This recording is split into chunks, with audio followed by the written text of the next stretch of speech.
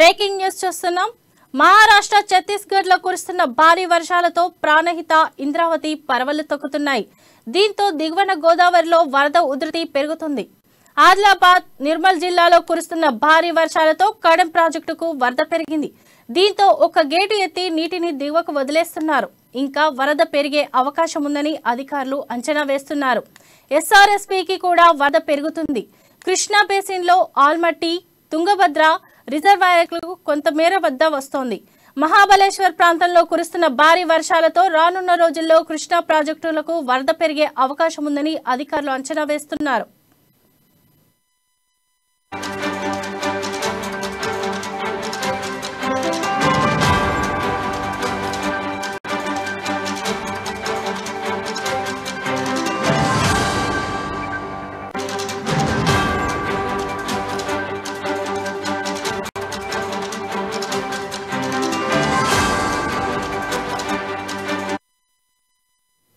మహారాష్ట్ర ఛత్తీస్గఢ్ లో కురుస్తున్న భారీ వర్షాలతో ప్రాణహిత ఇంద్రావతి పరవళ్లు తొక్కుతున్నాయి.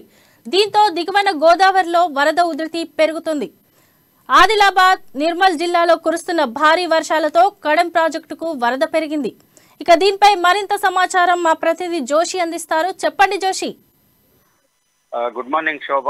ఆదిలాబాద్, నిర్మల్, ఇటు కుమ్రంభీం, ఆసిఫాబాద్, మంచిర్యాల జిల్లాలో పూర్తిగా ఉమ్మడి ఆదిలాబాద్ జిల్లా వ్యాప్తంగా కూడా గత 3-4 రోజులుగా భారీ వర్షాలు కురుస్తున్నటువంటి నేపథ్యము. అయితే తెరిపిలేని వర్షాల కారణంగా ఇటు పైన ఉన్నటువంటి మహారాష్ట్ర, ఛత్తీస్గఢ్ లో కూడా కురుస్తున్నటువంటి భారీ వర్షాల కారణంగా ఆదిలాబాద్ కు, ఇటు నిర్మల్ జిల్లాకు సంబంధించినటువంటి అన్ని ప్రాజెక్టులు, చెరువులు, వాగులు అన్ని కూడా పూర్తిగా పొంగిపోతున్నటువంటి నేపథ్యం. ప్రధానంగా మనం చూసుకున్నట్లయితే నిర్మల్ జిల్లాలోని కడెం ప్రాజెక్టుకు వరద నీటి ఉధృతి చాలా తీవ్రంగా ఉందని చెప్పవచ్చు.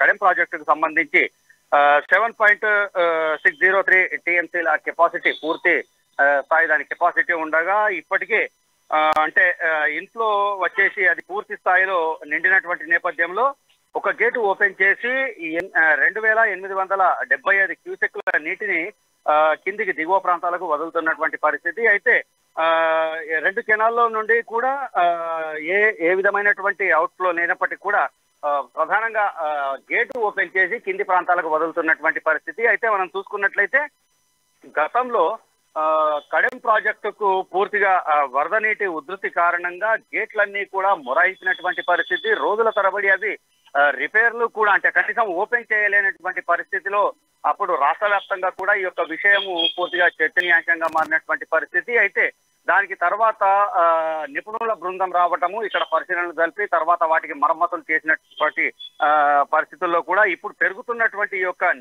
వరద నీటి ఉధృతి ఏదైతే ఉందో దానికి సంబంధించి మళ్ళీ పాత కథ ఎక్కడ పునరావృతం అవుతుందా అనేటటువంటి యొక్క అనుమానాలు అయితే వ్యక్తమవుతున్నటువంటి నేపథ్యం. మొత్తానికి చూసినట్లయితే ఇప్పుడు ప్రస్తుతము నిన్న సాయంత్రం నుండి కొంత వర్షం నెమ్మదించింది, అంటే పూర్తిగా ఆగిపోయినప్పటికీ కూడా స్లోగా కురుస్తున్నటువంటి పరిస్థితి.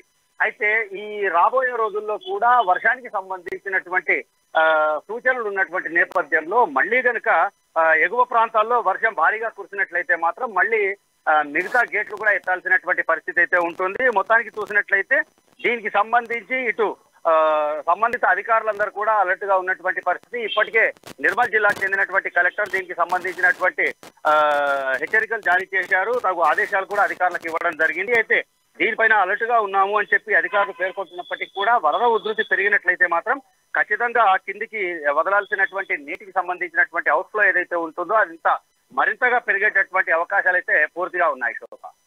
Right, thank you Joshi.